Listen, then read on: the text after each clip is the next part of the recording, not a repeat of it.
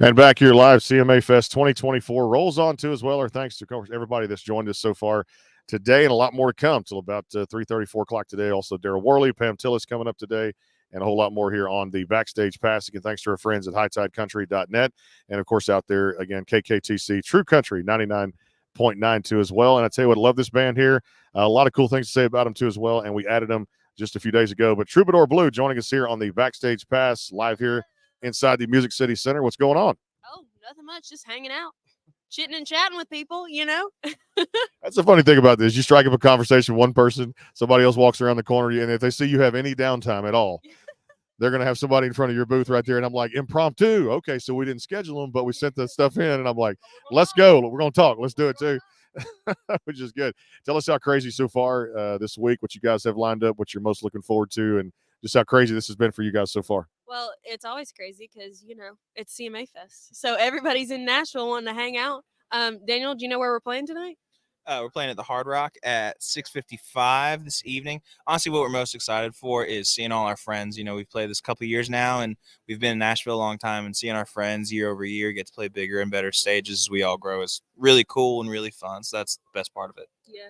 Daniel's our little social butterfly. He knows everybody. We're walking by. I'm like, Daniel, get over here. We got to go talk. I got people to see. Like me, you just want to talk and have a good time and network. That's what it's all about there too. Y'all did a sold out show at the Ryman, if I'm not mistaken too as well. If I remember that correctly too, I try to remember everything that's put in front of me, but sometimes it's easier said than done too. But looking back at it too, tell us about that. I mean, historic Ryman auditorium here that even though the Grand Ole Opry was using for a little bit while it underwent renovations to the Opry House. But I mean, just playing the Ryman is just like blessed. Had to be blessed. It was amazing. Yeah, Brent and I actually grew up here, so we're just outside of Nashville. So the Ryman, I mean, is a legend of a venue, especially for people from here. So walking down Broadway to go into the Mother Church was just like, it was a surreal experience. And then playing it was just, I mean, exactly everything you would want it to be. Yeah. That's what it was. So. And you know, to be clear, it was sold out because of the steel drivers. Yes. we were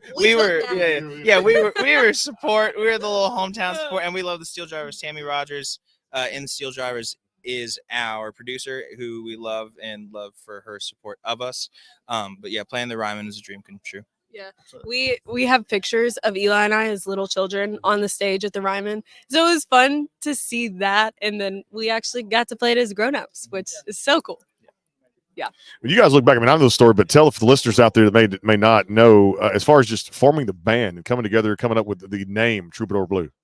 Troubadour Blue, it started about 4.5 years ago.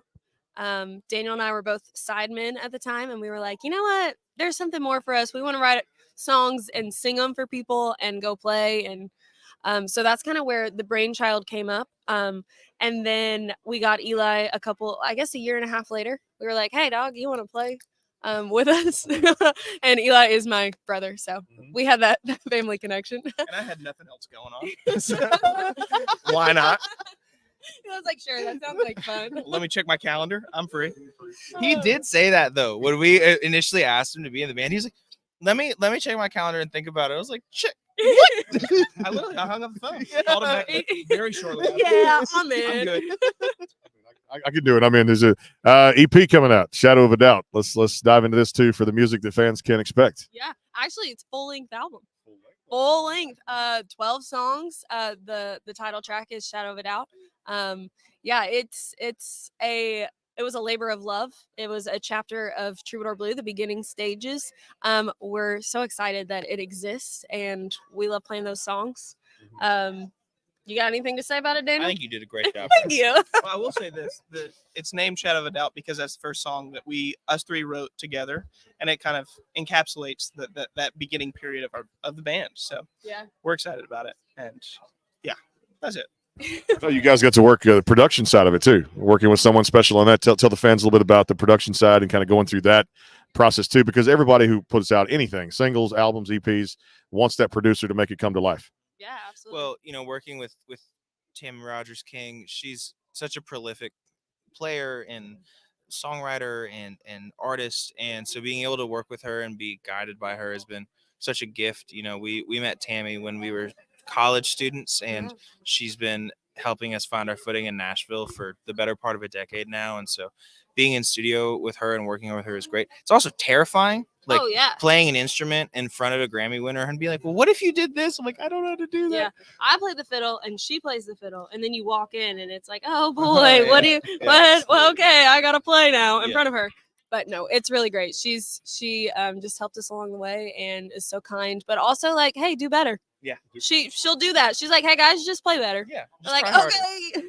You make me think of, say, fiddle player. You make me think of Janae Fleener, and Oh, just won a CMA award. It was last year, year before, recently too. But I was thinking about how just how fantastic she was. I want to hear you play. I got to hear you live and come to a show. I got to hear it. I would love that, and now the pressure's on, so no screwing up. But I love playing, and yeah, Tammy taught me a lot of her tips and tricks. So.